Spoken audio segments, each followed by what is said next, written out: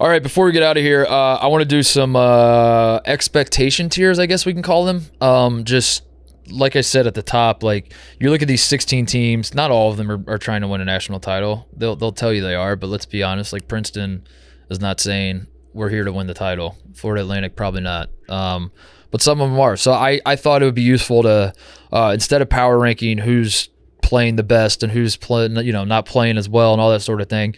It's more interesting to me to rank it as like what does success and failure, maybe failure is too strong of a word, but success and not success, we'll put it that way. I'll soften it a little bit, look like for each of these teams.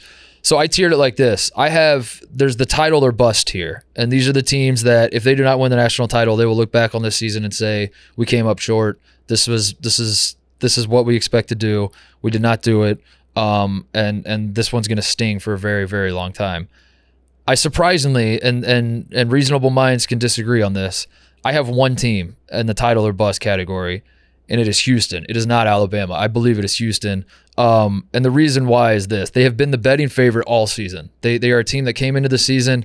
I think they were ranked number 2 in the preseason poll behind Carolina, but Vegas had them pegged as the favorite the entire season. They're still the favorite. Along with Bama. Bama's caught up to them, but they are still the favorite. They check every single box you want to have a national champion, defensive-minded, guard play, great coach, 5-star, that's going to be a lottery pick on down the line.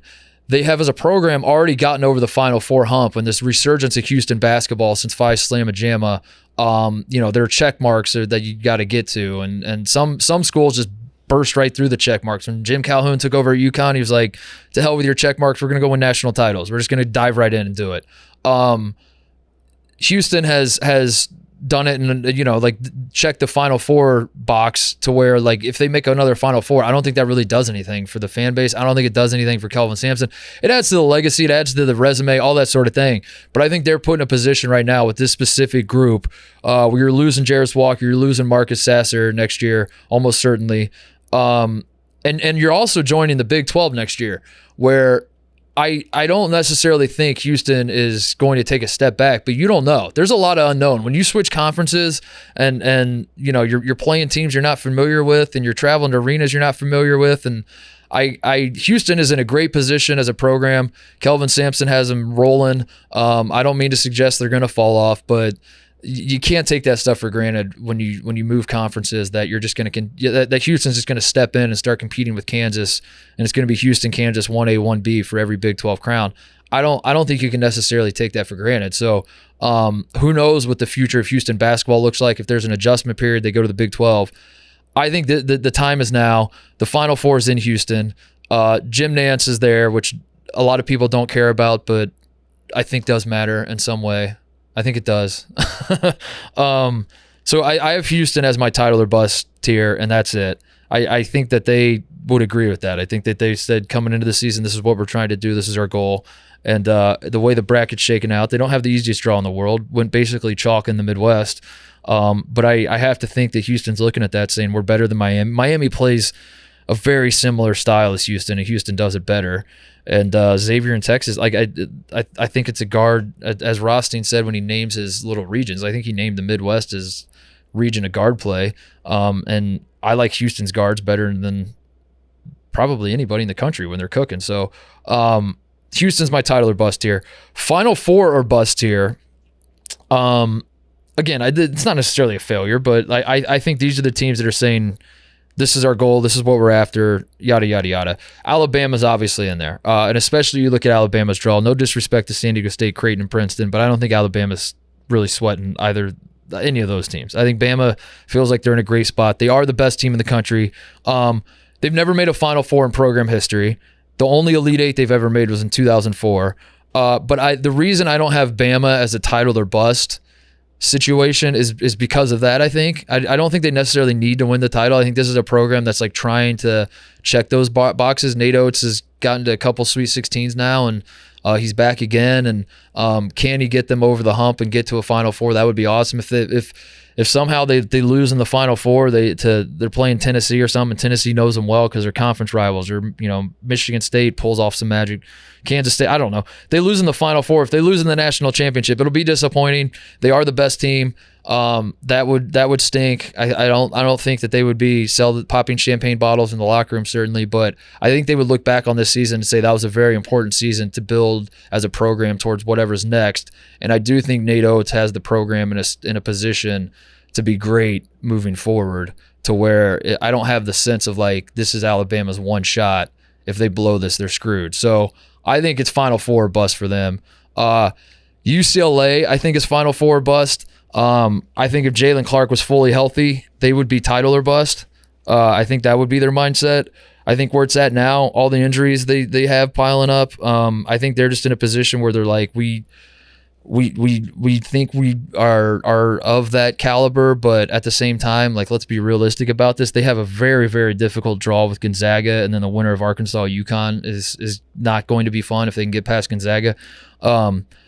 But this senior class that they have, or the OG Cronin guys, is the most important senior class at UCLA in a very, very long time, with Jaime Jaquez, Tiger Campbell, David Singleton, and Kenneth Wuba.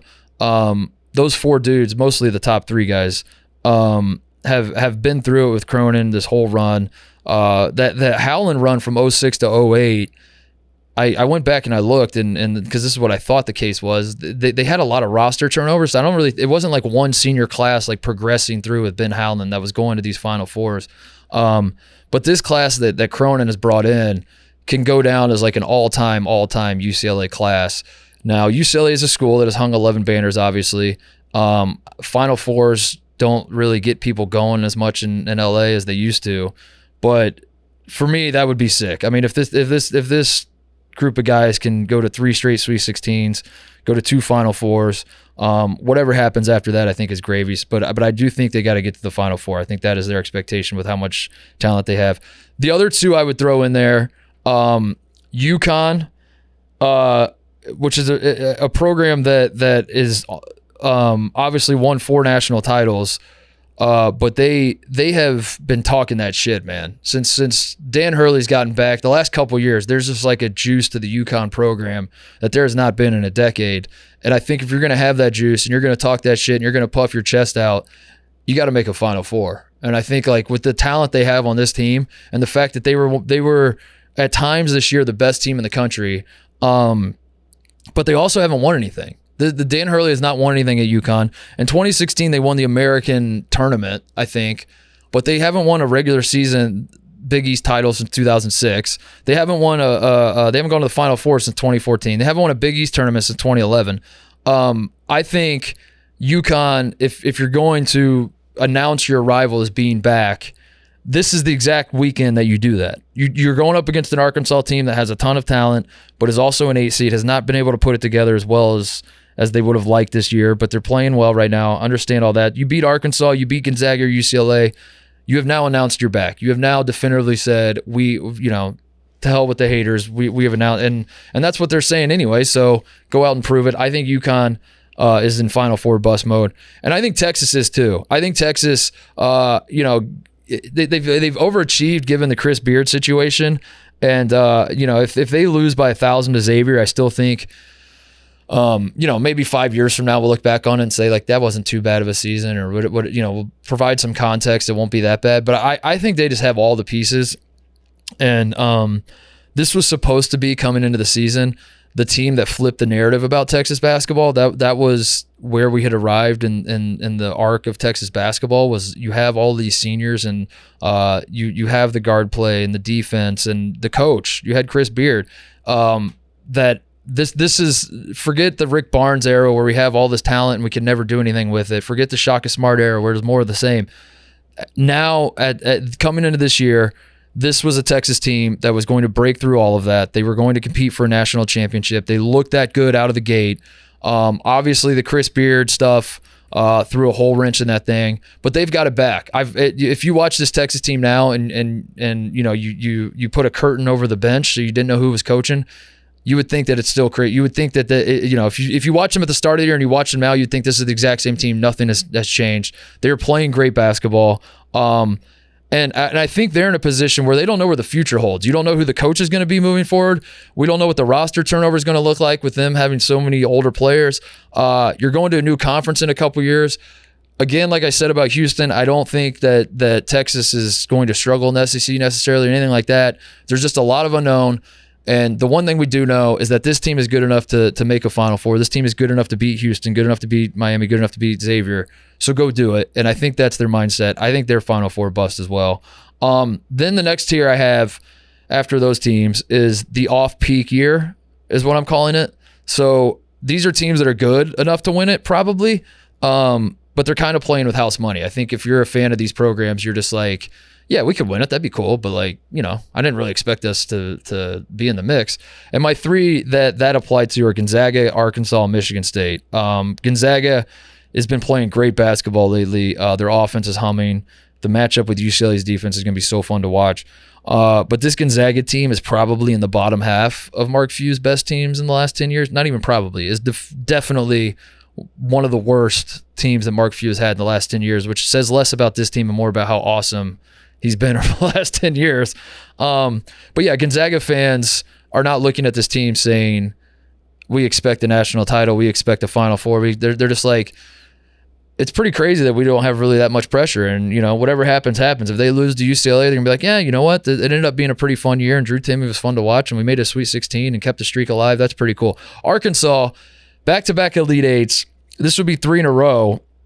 You beat Kansas to now where the bracket's blown wide open, and once you're beating the defending national champions in a 1 seed, you're saying to yourself, we can beat anybody, and they can. They're with Nick Smith and Anthony Black. You have every single time you take the floor, if you're Arkansas, you're telling yourself, we have the top 2 players on the court every single game. Now they're young, they're raw, they're still not, what they're going to end up being in the NBA, but that's a luxury. It's absolutely a luxury. So Arkansas is a team that I think through the ups and downs of the season, tons of injuries, some weird losses here and there, but they now find themselves in a position where they're sort of putting it together for the first time all season. They have loads and loads of talent and athleticism. But I don't think the fan base is saying like we now are back to expecting XYZ. I think they're like, damn, this is pretty sick, because I had counted our season at lost there for a second. I thought this was destined to be a what if season, but now all of a sudden we're back in the Sweet 16, and who the hell knows what's going to happen from here. And then Michigan State, I've already talked about Izzo so much. I don't need to talk about Michigan State more than I don't need to make this thing a whole Michigan State show. But yeah, this is not one of Tom Izzo's best teams. But they are in a position where now I don't know what the odds say their chances are of getting out of the East, but I think they're definitely a trendy pick. Rothstein literally did pick them, didn't he? I think he said in the East he expects Michigan State to come out. I think Michigan State fans are saying to themselves, there was a time this year where, like I said with these other teams, like where we were like, damn, we suck and the season's over, and now all of a sudden you're back in the Sweet 16 and playing in the Garden, and you're like, all right, I'll take it. Never mind. I take it. My next tier I wrote, starting to talk themselves into it. And these are fan bases that at some point, I kind of said this about the last tier. These are the fan bases that if at some point this season, if you put a button in front of them and said, if you push this button, you will go to the Sweet 16, but you will lose in the Sweet 16. Or you cannot push the button and you could just play out March Madness and see what happens. Just naturally, maybe you'll win the national title. Maybe you'll lose in the first round by 40. Maybe you won't even make the tournament. Are you going to push the button? I think every single one of these teams at some point this year would have smashed the shit out of this button and said, "Oh my God, Sweet 16, that would be insane." Now that they're here, they're like, "Wait a second, we're better than that," and they're talking themselves into it. Miami, who lost 4 of 7 in January, including to Georgia Tech. They've played a ton of close games. I know they ended up winning the ACC, but you lost to Florida State, for God's sakes, and you lost to Georgia. Like, Miami has been a little up and down, and like I know this because I have friends in my life who are Miami fans, and at no point were they saying we are a Final Four team. They were saying we're capable. They're saying if we play our best basketball, maybe we could, but at no point were they saying we're Final Four good. But now all of a sudden, you beat the snot out of Indiana. You're like, hey, maybe we are Final Four good. Tennessee, same thing. Tennessee was a team that looked Final Four good midway through the year. They lost 5 of 7. Or they were 5 and 7, I'm sorry, in their last 12 entering the tournament. They lost 7 of the last 12 entering the tournament. But then they beat the snot out of Duke. And suddenly you're talking yourself back into it where you're like, why don't we just fist fight every single team we play? And if that's what happens, we're gonna win the national championship. Creighton lost 6 straight at one point. Lost 3 of 4 not too long ago. They had there was high expectations were sky high coming into the season. They got readjusted midway through the season. Now Creighton fans are back to talking themselves into it, but there's also like something in the back of their mind that's sort of waiting for the other shoe to drop. So I think they're starting to talk themselves into a team. And Kansas State with a year 1 coach, they started 15-1, went 4-6 from mid-January to mid-February. That 10-game stretch, they lost 6 of the games. They lost to Butler earlier in the season. Shout out Butler beating Kansas State. So it's been, it's been a really, really fun year for Kansas State. Obviously, Jerome Tang has reinvigorated the program. But I think coming into the tournament, Kansas State fans are probably like, I don't really know what to expect. And now all of a sudden, Marquise Noel was balling out against Kentucky, and he's coming back to New York, and you're like, wait a second, I'm starting to talk myself into something. And especially with Marquette losing, and you're staring at a 7. You could play a 7 seed and a 9 seed to get to the Final Four. You're like, wait a second, maybe we're going to the Final Four. My next to last tier is, we'll publicly say that they have title aspirations, but privately are kind of just still happy to be here. That's where they're at. They're like, if you ask them, you put a microphone in front of them, they'll say, oh, absolutely, we think we can win the national title. But behind closed doors, they're like, how sick is it that we're still dancing? This is awesome. I can't believe this. It's Xavier and San Diego State. Xavier has never made a Final Four in their school history. They looked really shaky against Kennesaw State. Sully Boom has not played well in this tournament, so if you're trying to be optimistic as a Xavier fan, you think you get your best player going, Xavier can get it all back. I don't mean to say they don't have a shot against Texas. They do. If the offense is clicking like it has been at times this year, of course they have a shot. But they had some bad losses this year. They lost 5 of 10 at one point, and 3 of the losses were Butler, DePaul, and Villanova at home. I think Xavier is, as much as they don't want to say they're happy to be here, I think they're just a little small part of them is happy. When they lose to Texas, they're going to spin it as this was still a successful season, and it was. You have Sean Miller back, and away we go, and the program's in a great spot. But I don't think Xavier is really going into the Sweet 16 saying, we love our draw with Texas and Houston and Miami, and then Arkansas, UConn, Gonzaga. Like the draw is absurd for Xavier, 1. But 2, you're a program that's never made a Final Four, so let's be realistic about this. Is this team better than some of these other teams you've had in the past with Chris Mack? Chris Mack had a 1 seed, I don't think they are. San Diego State is another one. Has never made the Elite 8 in its program's history. You're going up against the best team in the country, the number 1 overall seed in this tournament. I think this is a good matchup. I think San Diego State has a shot. I do think that they could pull the upset. I think if you're a San Diego State fan that's going into this game saying, I expect to win, you're outside of your mind. You are living on another planet, and I don't think that's the way you should approach this. I think you should approach it saying, we hope we can. We'll see what happens. And I think they can. I think there's a timeline where San Diego State pulls off the upset, slows the game down, guards the 3 well, can get Brandon Miller in foul trouble, and San Diego State brings their offense. But I certainly, if I'm San Diego State, I would not say we are expecting to when you're a program that's never once done this, I don't think you're staring at the number 1 team in the country saying, or the number 1 team in the tournament saying, we've never been here before, but now this is the time we're going to step into it. So I put them in that category. And then finally, the teams that are definitely just happy to be here are Florida Atlantic and Princeton. I think that's pretty obvious. I think Florida Atlantic should not have even beaten Memphis in the first place. And then you beat a 16 seed to get here, and that game was even kind of close. You're happy to be here. Don't say you're not. Don't lie to me. Princeton's 100% happy to be here. Princeton, yeah, they're 100% just happy to be here. So that's the way I see it. Those are my expectation tiers. There you go.